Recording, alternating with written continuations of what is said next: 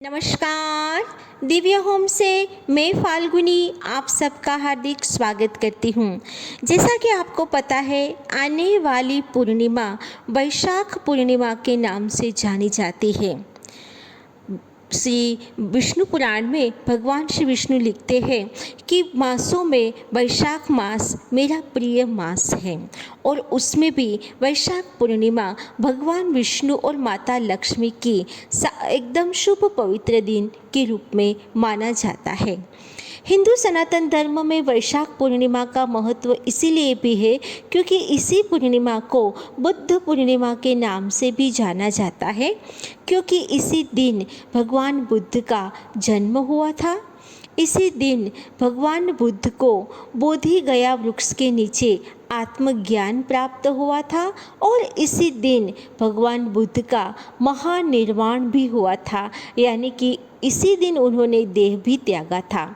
अतः हिंदू सनातन धर्म में वैशाख शुक्ल पूर्णिमा को बुद्ध पूर्णिमा के नाम से जाना जाता है। इस वीडियो में हम चर्चा करेंगे वैशाख पूर्णिमा, उसके जो शुभ संयोग हो रहे हैं वे तथा उनके कुछ उपाय की। तो इससे पहले कि हम चर्चा आगे बढ़ाएं, रोज़ की तरह मुझे कमेंट बॉक्स में ओम नमो नारायण लिखें और मेरी चैनल को सब्सक्राइब करें। इस साल वैशाख पूर्णिमा कुछ खास, कुछ विशेष है, क्योंकि इस दिन शिव योग, सर्वार्थ सिद्धि योग तथा विशाखा नक्षत्र का शुभ संयोग हो रहा है। ये दोनों योग बेहद शुभ माने जाते हैं और विशाखा नक्षत्र का संयोग होने से ये पूर्णिमा तिथि बहुत ही पवित्र माने जाने वाली है। इसलिए इस दिन कुछ उपाय करने से आर्थिक तंगी दूर होगी। लेकिन इससे पहले कि मैं उपायों की चर्चा करूं, आइए जानते हैं वैशाख पूर्णिमा के दिन हम क्या करें। वैशाख पूर्णिमा के दिन, जैसे कि आपको मैं हमेशा बोलती हूँ कि पूर्णिमा का व्रत हम पूर्णिमा तिथि को ध्यान में रखते हुए करें। बाकी के सारे व्रत हम उदया तिथि के दिन करते हैं, लेकिन पूर्णिमा का व्रत चंद्र कब उदय होता है इसी को ध्यान में रखते हुए करना चाहिए। हालांकि पूर्णिमा का व्रत 23 मई को होने वाला है, लेकिन व्रत की पूर्णिमा अगले दिन यानी कि बुधवार को होगी, जो शाम को 6 बजे ही चंद्र का दर्शन होने से ये बुधवार को ये व्रत रखा जाएगा। 23 मई से ये व्रत यानी कि गुरुवार को जो ये व्रत है वो उदया तिथि के हिसाब से है। तो आप यदि व्रत रखना चाहते हैं तो अगले दिन बुधवार के दिन रखिए। पूरे विधि विधान से भगवान श्री विष्णु भगवान और लक्ष्मी नारायण की पूजा करें। ये सारी पूजा आप दूसरे दिन गुरुवार के दिन कर सकती हैं, लेकिन चंद्र उदय के समय आपको चंद्र का जो जाप करना है, चंद्र को जो अर्घ्य देना है, वो अगले दिन करना है।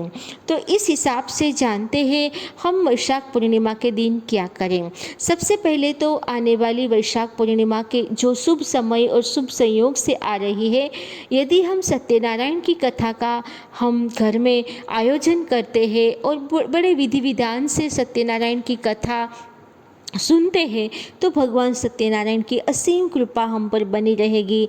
हमारे बच्चे, हमारी संतान जो है वो हमेशा, उनके जीवन में हमेशा तरक्की रहेगी, धन धान्य वैभव समृद्धि बनेगी। इसके उपरांत विधि विधान से लक्ष्मी नारायण की पूजा हम सुबह पीले कपड़े में रख के करें।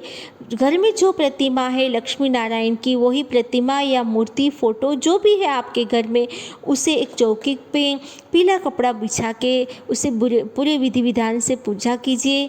साथ में कलश स्थापना करें और शाम के समय या अगले दिन जब आप अपने अपने एरिया के हिसाब से चंद्रोदय कब होता है उस दिन यदि आप चंद्रमा को दूध में चीनी मिलाकर चंद्रमा को अर्घ्य देते हैं, इसके बाद उसको खीर का भोग लगाते हैं, तो हमारे शारीरिक मानसिक सारे कष्ट दूर हो जाते हैं, गृह कलेश समाप्त हो जाते हैं तथा घर में सकारात्मक ऊर्जा का संचार होते हैं, क्योंकि चंद्रमा जो है वो हमारे मन का कारक है। तीसरा सबसे बड़ा उपाय है माँ लक्ष्मी का। वैशाख पूर्णिमा के दिन यदि हम 11 पीली कोड़ियों में हल्दी लगाकर माता लक्ष्मी के चरणों में रख दें और दूसरे दिन उसे लाल कपड़े में बांधकर घर की तिजोरी में रखने तो माता लक्ष्मी के प्रसन्नता हमें प्राप्त होती है तथा घर में हमेशा बरकत बनी रहेगी। चौथा उपाय है वैशाख पूर्णिमा के दिन यदि हम श्री विष्णु सहस्त्र नाम का पाठ करते हैं तो और वो पाठ यदि हम पूर्वजों को अर्पण करते हैं तो हमारे ऊपर पूर्वजों की असीम कृपा बनी रहेगी। पांचवा और सबसे सटीक उपाय है वैशाख पूर्णिमा के दिन गंगा स्नान का। आपके घर में गंगा स्नान नहीं है तो घर में गंगा जल जो रखा है वो पानी में मिलाकर उसे स्नान करें तथा अच्छे से सप्तधानों का या जो घर में पंडित जी है या मंदिर के पंडित जी है उसे दान करना ना भूलें। वैशाख पूर्णिमा स्नान और दान की पूर्णिमा भी मानी जाती है। तो इस तरह से वैशाख पूर्णिमा आने वाली वैशाख पूर्णिमा के दिन आप ये सारे उपाय करके हमारे घर में धन धान्य वैभव समृद्धि को बढ़ा सकते हैं, पूर्वजों का आशीर्वाद ले सकते हैं। देखते रहिए दिव्य होम। नमस्कार, धन्यवाद।